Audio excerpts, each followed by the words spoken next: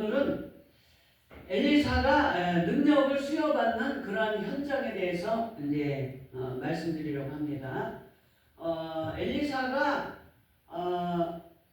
엘리야 선지자를 따라다니면서 길갈과 또 베델과 여리고를 건너서 이제 요단 언덕을 건너서 요단 언덕에서 이제 능력을 부여받는 현장이에요.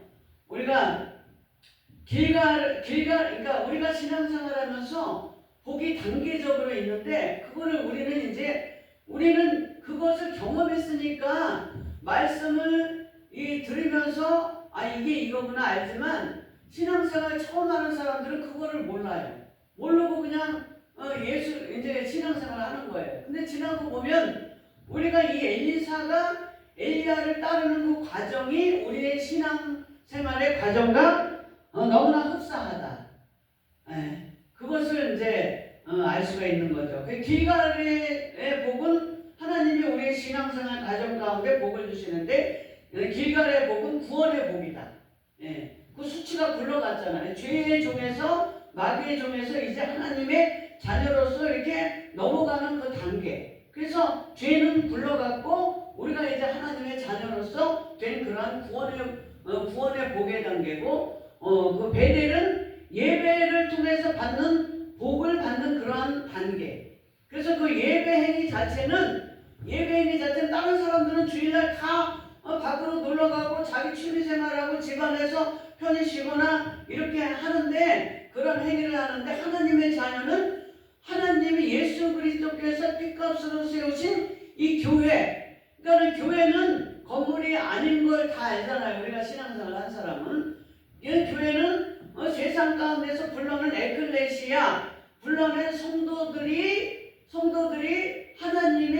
하나님께 제사를 지내기 위한 그 공동체가 교회잖아요. 그러니까 예배 행위 자체는 내가 말을 굳이 하지 않아도 나는 하나님의 자녀라 이렇게 선포하고 얘기하고 다니지 않아도 내가 교회 와서 예배 드리는 것 자체가 나는 하나님의 자녀고 천국 백성임을 스스로 공표하는 그런 복이다 이거죠.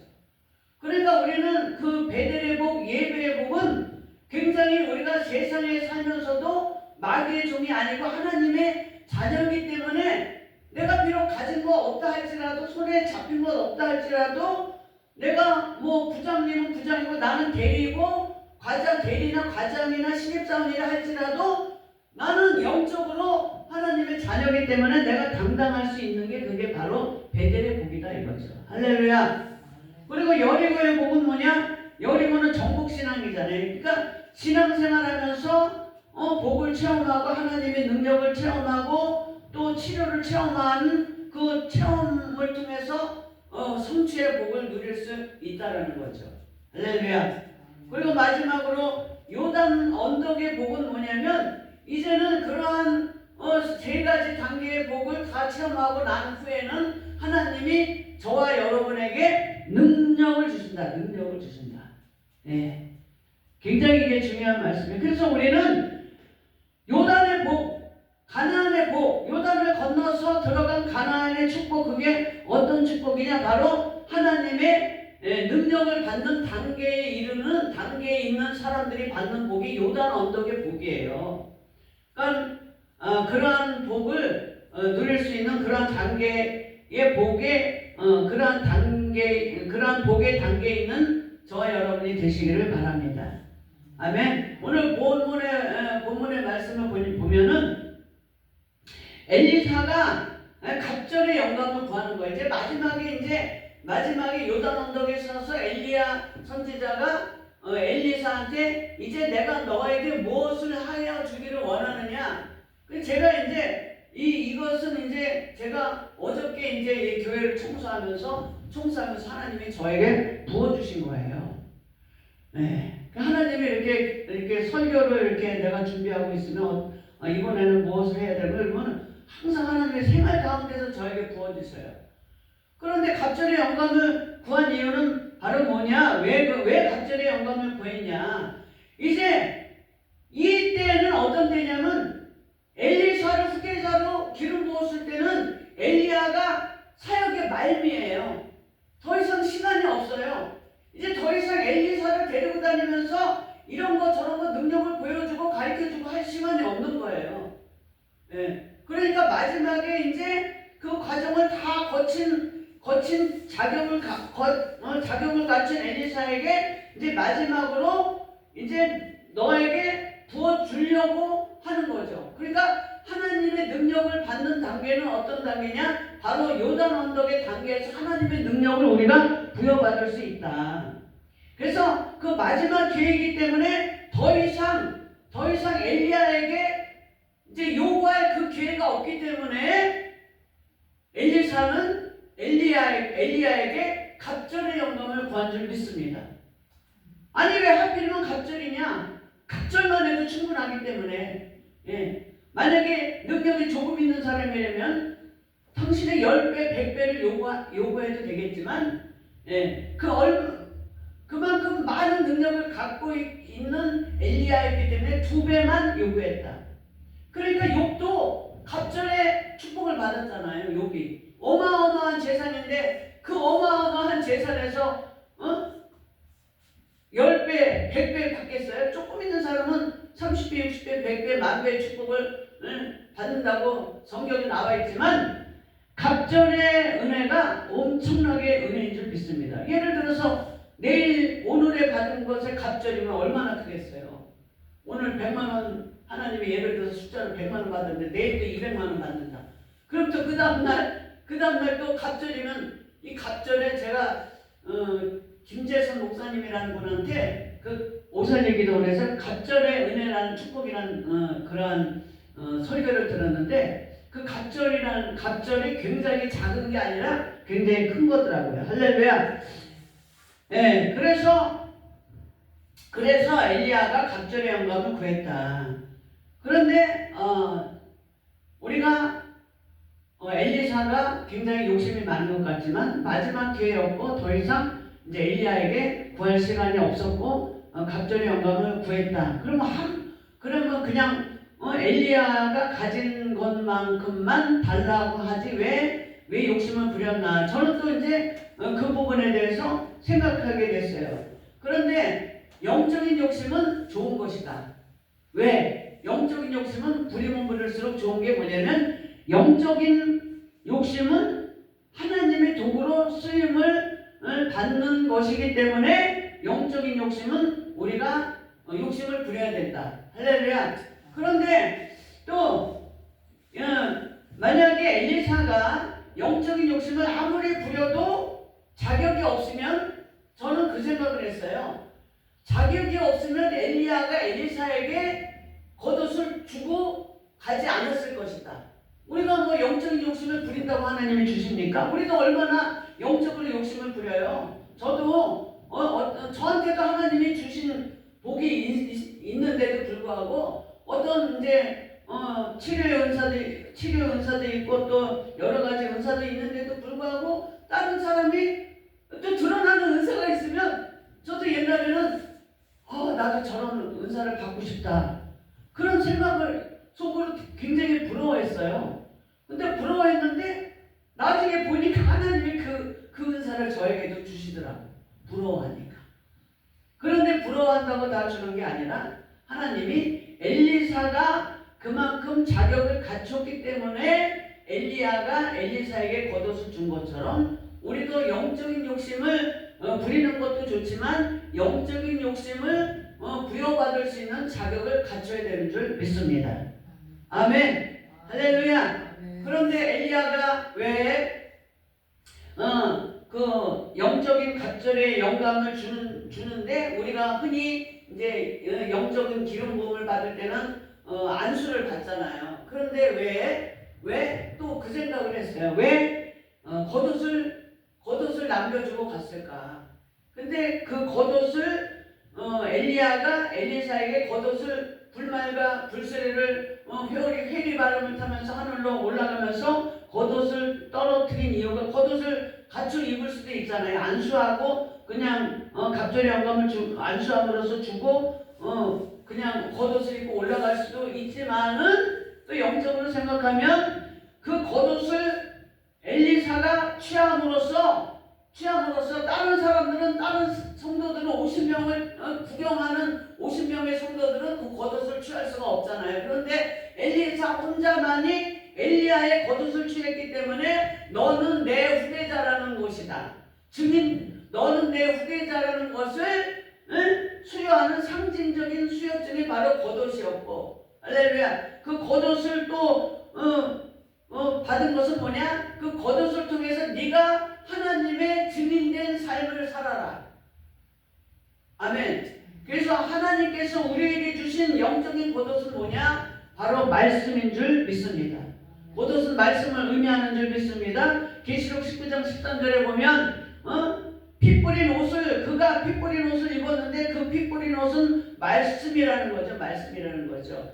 이사야서 63장 1절에 보면 홍의를 입고 보스라에서 오는 자가 누구냐? 그 홍의를 입고 오는 자가 홍의, 그 피 뿌린 옷을 입고 오는 사람이 바로 예수 그리스도이신 줄 믿습니다. 그래서 우리에게 하나님께서 지금은 하나님 보좌 우편에 계시지만 우리에게도 말씀의 겉옷을 주셔서 그 말씀을 통해서 우리가 예수님의 제자가 되고 우리가 예수의 증인된 삶을 살아라. 그것이 바로 하나님께서 저와 여러분에게 주신 영적인 갑절의 능력인 줄 믿습니다. 아멘. 그래서 우리는 영적인 갑절의 은혜와 능력을 받아야 되는 줄 믿습니다. 할렐루야. 하나님은요, 우리가 부자가 되기를 원하시는 줄 믿습니다. 하나님이 부자가 되기를 원하죠. 전에 제가 어디 이제 집회에 가서 그 어떤 분이 막 그냥 우리 조영기 목사님을 까는 거예요. 조영기 목사님이 사랑하는 자여 내 영혼이 잘된 같이 내가 범사에 잘되고 강건하리라, 그 말씀을 주셨다고 해서 조영기 목사님이 기복신앙으로 그렇게 아주 둔갑시켜버리더라고. 그러면서 그 조영기 목사님을 까면서 뭐 조영기 목사님이라고 의도적으로 얘기는 하지 않았지만 그 여의도에서 복받아라 그런다는 거예요. 그런데 하나님은요, 제가 그래서 그 말씀을 듣고 굉장히 기분이 안 좋았어요. 말씀은 좋지만 말씀이 틀린 말은 아니에요. 그런데 누구를 까면서 짓밟으면서 자기의 설교가 잘 됐다는 것처럼 그렇게 올라설가 하는 그러한 심보도 버려야 되겠지만, 그렇게 까는 사람들 대부분 보면 다 못 사는 목사들이고 조그맣게 작은 교회 하는 목사들이 거의 다 그런 얘기를 하더라고요. 그런데 그건 잘못됐다고 봐요. 저는 조영기 목사님 제자로서 조영기 목사님이 그 요한삼서 2절의 말씀이 자기 신앙의, 당신의 그 신앙과 목회관의 그 모토가 된 것은 뭐냐? 부자 되려고 교회를 다니라고 하는 게 아니에요. 예수를 잘 믿으면 부유하게 된다는 거지. 할렐루야. 아멘. 그 하나님이, 제가 그래서 그 말씀을 들으면서 이렇게 묵상을 해서 보니까, 그러면 하나님이 우리를 가난하기를 원하시면 태초에 아무것도 없었잖아요. 어지러웠잖아요. 그냥 그대로 두시지. 왜 천지를 창조하고 모든 만물을 다 만드셨잖아요. 부욕케 하셨잖아요. 하나님은 부유의 영이신 줄 믿습니다. 하나님은 우리가 가난하게 살기를 원하지 않아요. 하나님은 우리가 부자 되기를 원하십니다. 그러니까 부자인데 세상에서는 부자라고 얘기하지만 우리가 예수 믿는 사람들은 부요라는 거죠. 부요는 뭐냐? 없어도 마음이 넉넉하고 풍성한 거예요. 우리가 비록 손에 잡히는 것 없고 눈에 보이는 것 없고 귀에 들리는 것 없고 아무것도 없는 것 같지만 우리가 마음이 풍성하잖아요. 할렐루야. 편안하잖아요. 할렐루야. 넉넉하잖아요. 할렐루야. 없어도 나눌 줄 알고. 아멘. 그것이 부유한 사람이고, 또 예수를 잘 믿으면 하나님께 우리 영적으로 잘 되면 하나님이 우리로 하여금 형통케 하시는 줄 믿습니다. 우리 성경에 보면 아브라함도 부자였고 욥도 나중에 부자가 됐고 에스더와 모르드게 처음에는 다 가난하고 부모 없는 전쟁 고아요 포로였지만 그 사람들 그냥 내버려 두지 않았잖아요. 하나님이 예수님을 잘 믿음으로 그들이 하나님을 믿고 전진함으로써 유대인의 정체성을 가지고 우리가 하나님의 자녀로서의 정체성을 가지고 우리가 믿음으로 순종하고 나아갔을 때에 에스더나 요셉이나 욥이나 뭐 이런 말할 수가 없잖아요. 다니엘이나 이 사람들이 다 어떻게 돼서 다 부욕해 됐잖아요. 그런데 어떤 분이 그렇게 얘기하더라고요. 예수님은 가난하지 않았냐? 본문 말씀에 나오잖아요. 고린도후서 8장 9절에 그가 부요하신 자로서 가난하게 되심은 그의 가난함을 통해서 너희로 부욕케 하려 하심이라.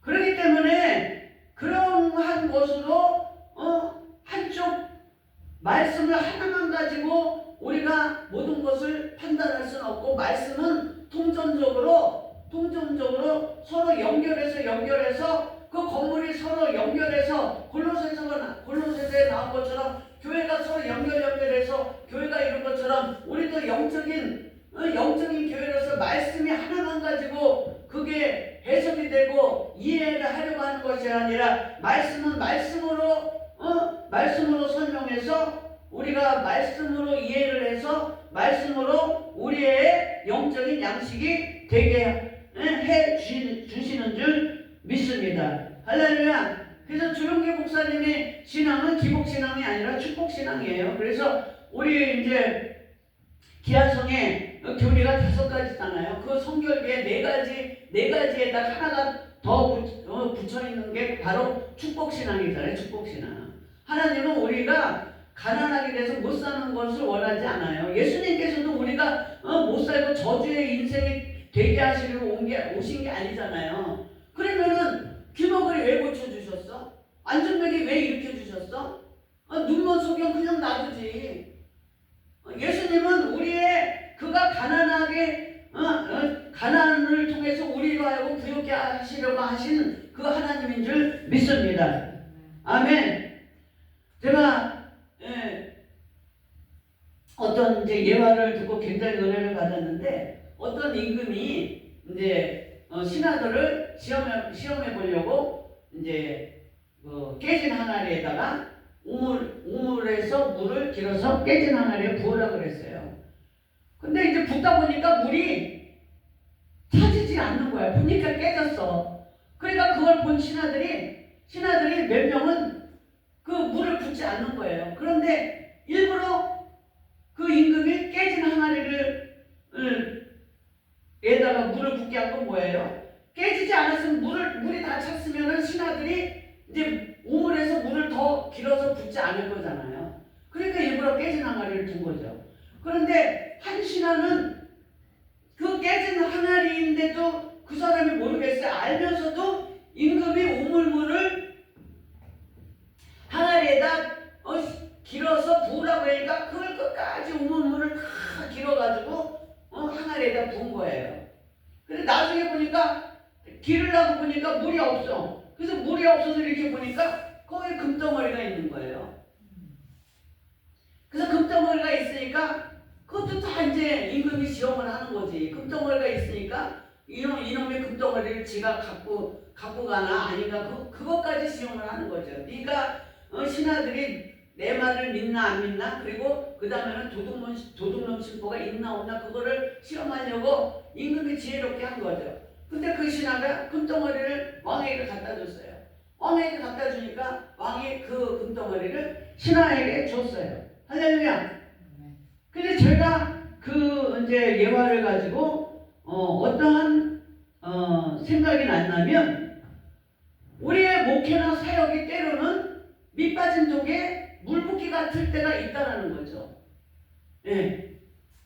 그래서 사역을 해도 열매가 맺혀지지가 않고 열매가 없는 것 같고, 다른 사람들은 승승장구하는데 나는 왜 이런가? 그런 생각이 들 때가 있어요. 선교를 할 때도 그렇고, 또 부흥사 사역을 할 때도 그렇고, 목회할 때도 그렇고, 아무리 전도를 해도 나는 이렇게 살이 들어가지고 물품 사다가 전도를 해도 그 사람들 받기만 하지 오는 사람은 없어. 없지만 계속 하다 보면 밑빠진 독에 물 붓기 같지만 계속 하다 보면 언젠가는 열매를 거둘 것이다. 그 신하가 금덩어리를 찾은 것처럼. 그런데 그것은 현상적인 것이지만 그것을 영적으로 더 깊이 생각을 하면은 이런 거예요. 이런 것까지 우리가 도달할 수 있다는 거예요. 내 안에 우물물을 다 퍼내라. 내 안에 우물물을. 그래서 내 안에 우물물에는 어떤 것이 있느냐? 상처가 있고 남한테 받은 상처에 우물물이 있고, 그 다음에 거짓의 우물물. 이 나라는 어떤 우물물로 가득 차 있느냐? 거짓의 영의 우물물로 가득 차 있다. 그래서 그 거짓의 영 중에 그 미혹이라는 게 있는데, 미혹이 뭐냐면, 미혹은 가짜가 진짜처럼 보이게 하는 게 미혹이에요. 우리나라는 지금 그런 영에 가득 차 있어. 유튜브를 열어보면 이게 진짜인지 가짜인지, 우파 유튜브도 이게 진짜인지 가짜인지 나는 믿을 수가 없어. 좌파 유튜브도 이게 진짜인지 가짜인지 믿을 수가 없어요. 그리고 어떤 목사님 설교를 들어보니까 그 목사님 굉장히 유명한 사람이에요. 유명한 사람인데 설교를 들으면 물 흐르듯이 흐르니까 제가 은혜를 받았는데, 근데 내 머리를 딱 치는 그런 순간이 있었어요. 근데 그분이 뭐라 그러냐면, 염려하지 말라. 염려하는 것은 왜 염려하느냐? 너희들이 욕심이 많기 때문에 염려하는데, 그래 처음에 그렇지 그런가 보다 하고 들었는데, 그거 아니에요. 우리가 염려하는 게 욕심이 많아서 염려하는 겁니까? 나는 그거 아니라고 봐요. 제가 볼 때 그분은 사회적으로 높은 지위에 있다가 목사가 된 사람이야. 그러니까 없어보진 않았어. 없어봐. 내일 당장 전기 끊긴다는데 염려 안 할 수 있어요? 없기 때문에 염려하는 거예요. 그러니까는 신앙이라는 게 꼭 자기가 경험한 거에 국한돼서 얘기를 하면 안 된다. 말씀은. 저는 그렇게 생각해요.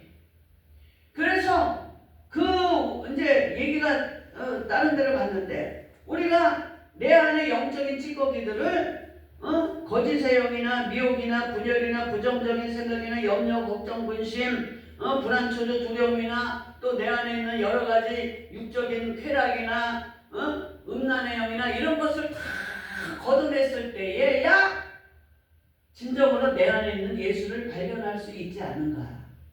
할렐루야. 내 안에 있는 예수를 발견할 수 있고 그 예수님과 동행하는 삶이 하나님이 저와 여러분에게 그 겉옷을, 말씀인 겉옷을 주어서 그 말씀을 계속 묵상하면서, 말씀을 묵상하면 내 안에 있는 불순물을 다 걷어낼 수 있는 거예요. 말씀으로 걸러낼 수 있는 거예요. 그래서 그 안에 있는 말씀 가운데 있는 예수를 발견하는 것이 하나님께서 저와 여러분에게 영적인 요단의 언덕에서 부여하신 그 갑절의 영감인 줄 믿습니다. 우리가 말씀으로 승리할 수 있는 저와 여러분 되시기를 예수 이름으로 축원합니다. 우리 주여 삼창하시고 기도할 때 하나님, 요단 언덕에 있는 엘리사의 갑절의 영감 말씀의 겉옷을 우리에게도 주시옵소서. 우리 주여 일청하시고 기도합니다. 주여